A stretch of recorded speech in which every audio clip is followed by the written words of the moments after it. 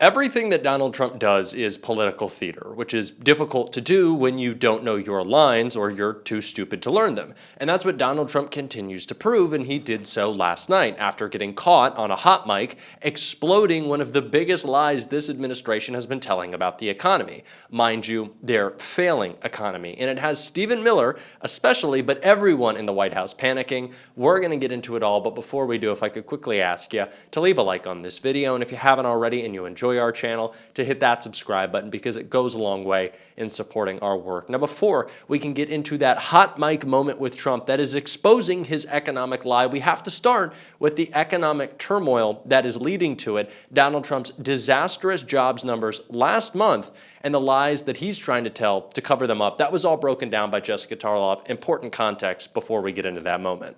Because firing the BLS head because you don't like the jobs number is the worst of Donald Trump. It's the conspiracy theory-laden part of Trump a la the 2020 election. And I would argue that Trump's most lasting impact or his biggest influence has been on Americans' ability to actually know what is true and what is honest. And that starts with the big lie of 2020 with nearly 6 in 10 Republicans. I thought you were going to say the big lie of 2016. No, the it's a nice try. I know you guys are trying to rehab this. It's not going to work. You're rehabbing something from 4 years ago. Nearly 60% of Republicans think that Joe Biden wasn't legitimately elected to be president, and then Donald Trump is actually in the midst of what would be his third term.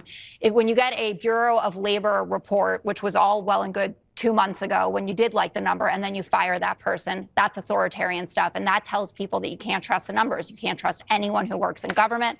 He threatens news outlets for coverage he doesn't like. Look what CBS just has to do. The assaults on academic freedom, on law firms who represent people that he doesn't like.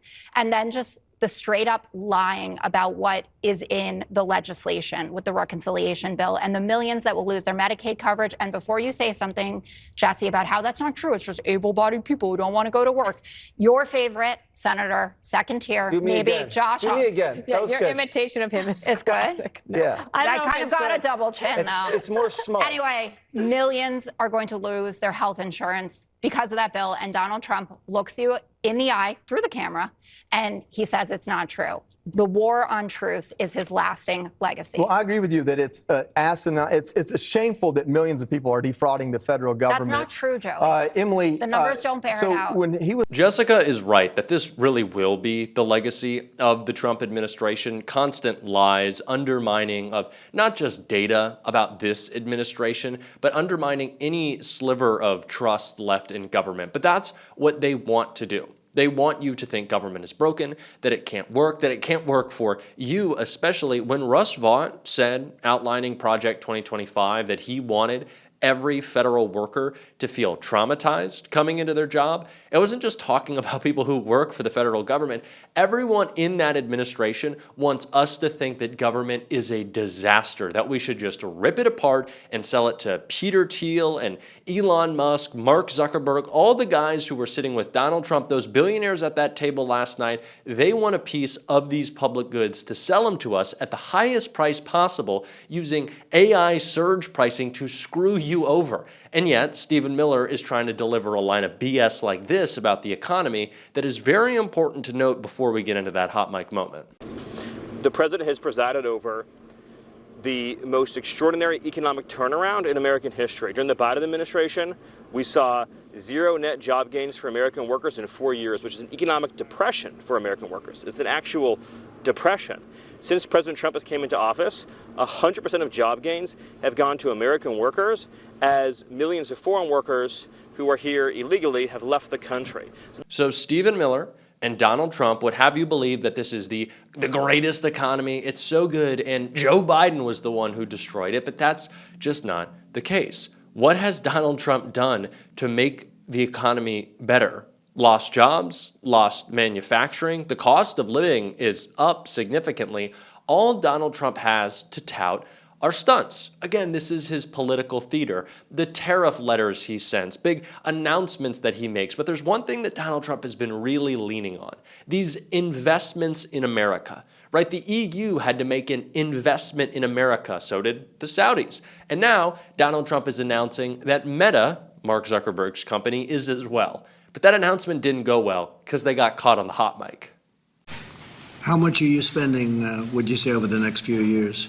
Oh, gosh. I mean, I think it's probably going to be something like, I don't know, at least $600 billion through 28 in the U.S. Yeah. It's a lot. No, it's significant. That's a lot. Thank you, Mark. It's great to have you. Sorry, I wasn't ready to do for announcement. He said I wasn't sure what number you wanted to go with. Not sure what number you wanted me to say, is what Mark Zuckerberg said to Trump after regurgitating some BS line he was asked to deliver. Mark Zuckerberg said that Meta is making this huge investment in America. It's going to be overwhelming. It's going to be incredible. It's going to do so much good.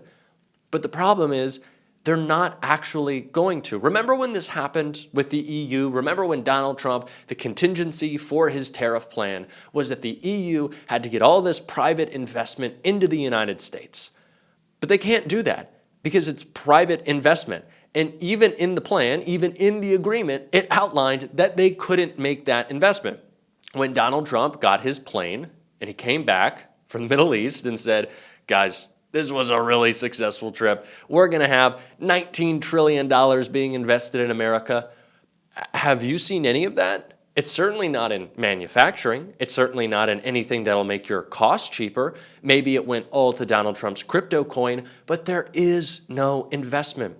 Again, this is all political theater. It is a stunt by Donald Trump to pretend like he is delivering for you, while at the same time, and this is equally important, making his billionaire buddies look good. His billionaire buddies are saying, hey, we're investing in America. You know, you people down there that we don't like to talk to or be around, if you could just keep your distance from our yachts, that would be great, but we're going to invest in you.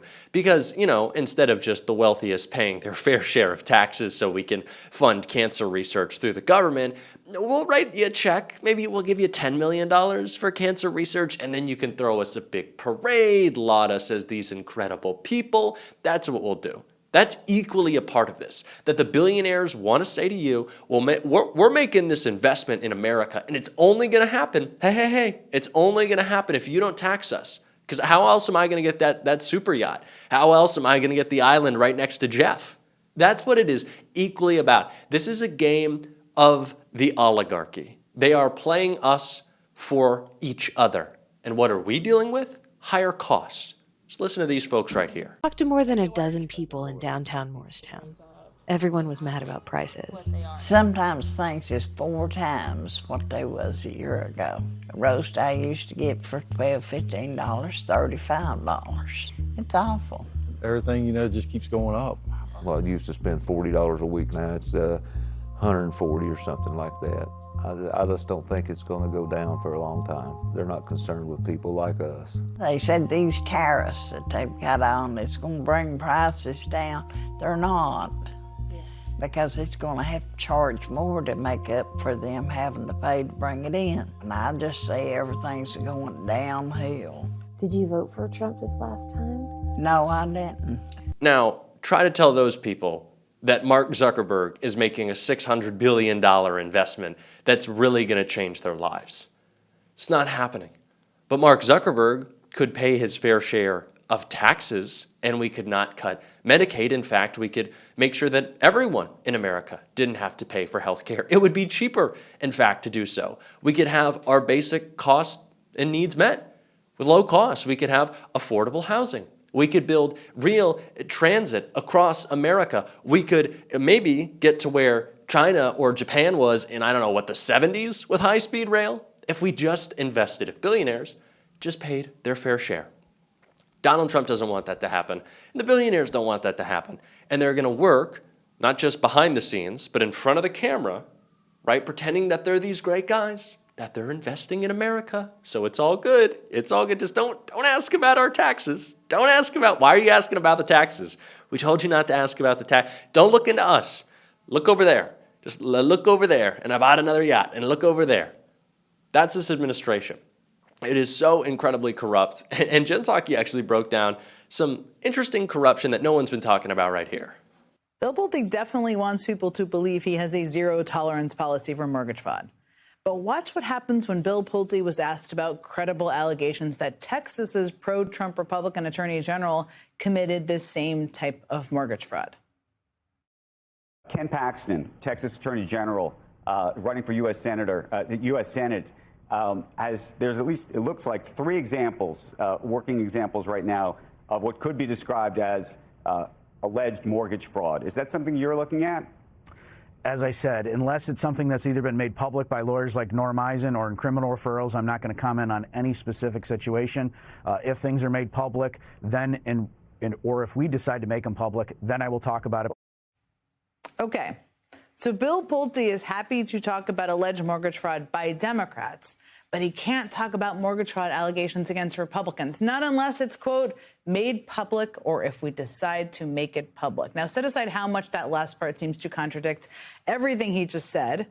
The allegations against Ken Paxton have already been made public. I mean, a simple Google search of Ken Paxton and mortgage fraud pulls up quite an array of articles from a range of national and local outlets who have been reporting on Paxton's mortgages for months. Paxton's Republican primary opponent, John Cornyn, has even started running attack ads all about Ken Paxton's mortgage problem. And Ken Paxton isn't even the only Republican that Bill Pulte seems to be ignoring. Today, ProPublica reports that not 1, not 2, but 3 separate Trump cabinet members appear to have committed this same type of mortgage fraud.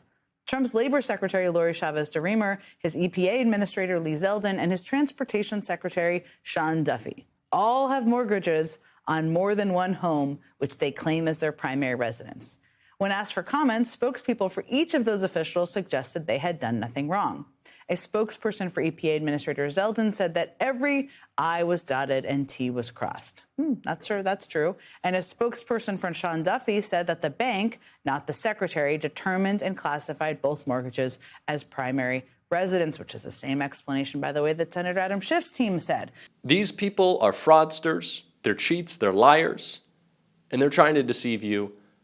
And it's one big club. Or a pretty small club, actually. Billionaires are a minority in this country. So if you want to get angry with a small group of people, maybe let's not make it trans folks who have done nothing to affect your life in any negative way.